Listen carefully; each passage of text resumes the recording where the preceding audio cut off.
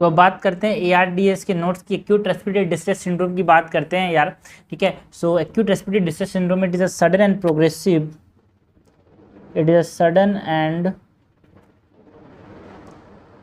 progressive form of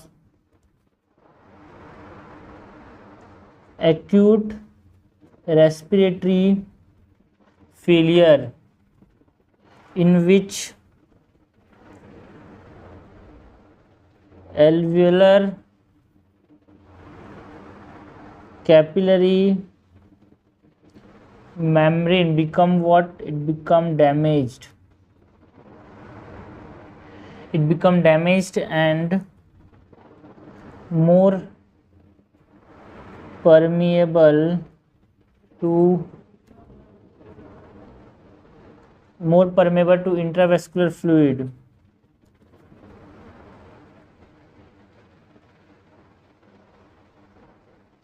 resulting in severe dyspnea, hypoxemia and diffuse pulmonary infiltrates. Hypoxemia and diffuse pulmonary infiltrates.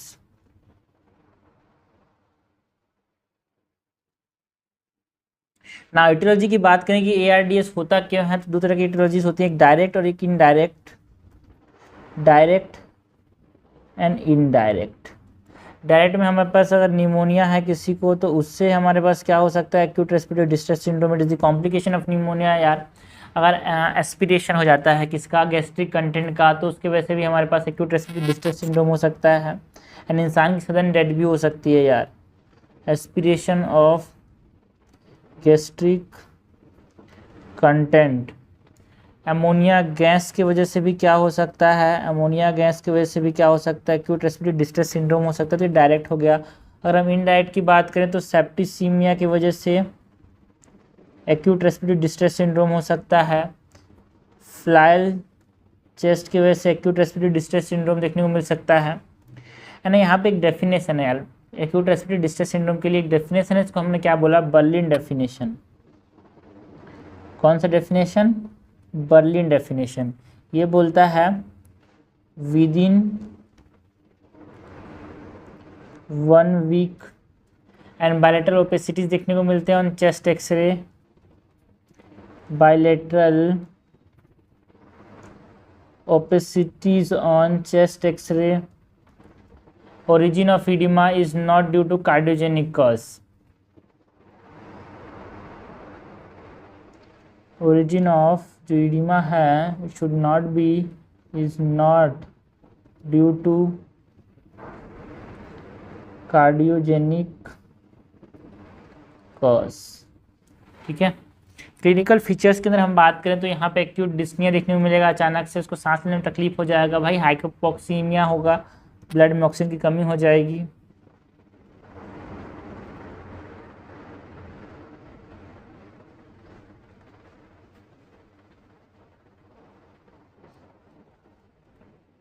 टैकीपीनिया देखने को मिल सकता है, breath बढ़ जाएंगे यार, हार्ट बीट बढ़ जाएगा, टैकीकार्डिया देखने को मिल सकता है, क्रिप्टेशन देखने को मिल सकते हैं। क्रिपिटेशन मतलब क्या? फेफड़ों की आवाज़ आएगी यार इसमें, ठीक है। तो ये हो गया क्लिनिकल फीचर्स। पैथोफिजियोलॉजी की बात करें तो देखो यहाँ पे क्या होता है यार, लंग इंजरी होती है ना। लंग इंजरी की वजह से क्या हो जाता है? इन्फ्लामेशन हो जाता है। एंड लंग इंजरी क्यों? हमने देखा भाई जो हमारे पास इटियोलॉजी में lung injury because of the pneumonia हो सकता है, बिकॉज ऑफ अमोनिया गैस हो सकता है, बिकॉज ऑफ द एस्पिरेशन, या फिर सेप्टिसीमिया से बैक्टीरिया ने इसको इंजरी कर दी लंग में, या फिर फ्लायल चेस्ट हो गया। फ्लायल चेस्ट के ऊपर अलग से हमने एक नोट्स लिखा है यार ना। तो इन्फ्लामेशन हो जाता है, that is a diffuse type of inflammation. And inflammation की वजह से क्या होगा? हमारे पास जो टाइप 2 एल्वेलर सेल होते हैं वो डैमेज हो जाते हैं। टाइप 2 एल्वेलर जो सेल हैं वो क्या हो जाते हैं? टाइप 2 एल्वेलर सेल डैमेज हो जाते हैं एंड मैक्रोफेज एक्टिवेट हो जाते हैं इन्फ्लामेशन की वजह से, न्यूट्रोफिल्स एक्टिवेट हो जाते हैं। मैक्रोफेजेस एंड न्यूट्रोफिल्स एक्टिवेट हो जाते हैं।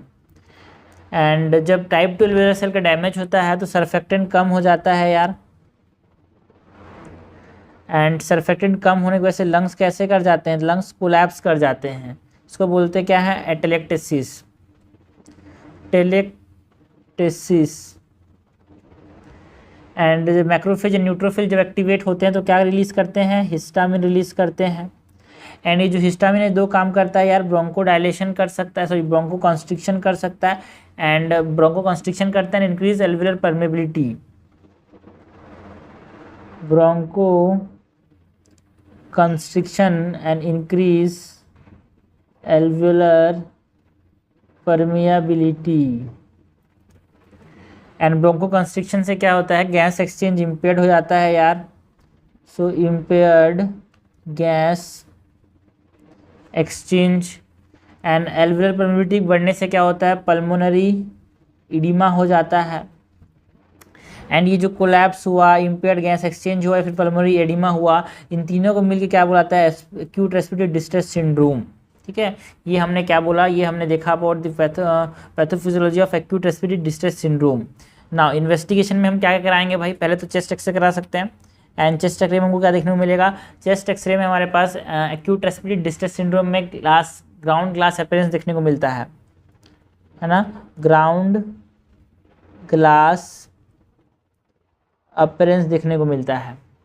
एंड आर्टेरियल ब्लड गैस जब हम कराएंगे तो इसमें हाइपोक्सीमिया देखने को मिलता है यार।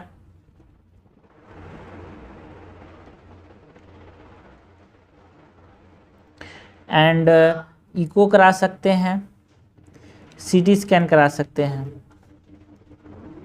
तो ये सब हमने इन्वेस्टिगेशन में देखा। ना मैनेज कैसे करेंगे भाई, किसी को एक्यूट रेस्पिरेटरी डिस्ट्रेस सिंड्रोम हो गया है तो सबसे पहले तो हम क्या करना चाहेंगे, एंड रेस्पिरेटरी प्रेशर को बढ़ाना चाहेंगे। So positive and respiratory pressure, positive and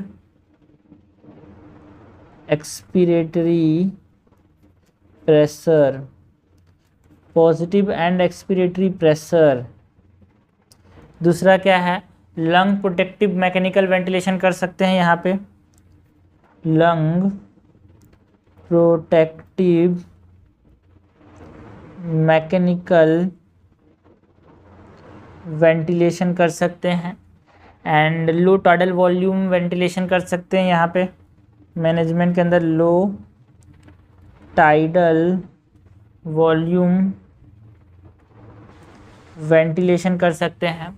passive नहीं, permissive hyper कैपनिया,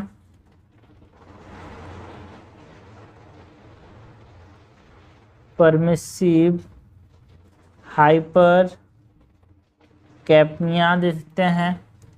and fluid restriction यार, ये हमारे पास क्या है, it is the treatment of acute respiratory distress syndrome. Pathophysiology की बात की, क्लिनिकल फीचर्स की बात की, aetiology and what is ARDS यार।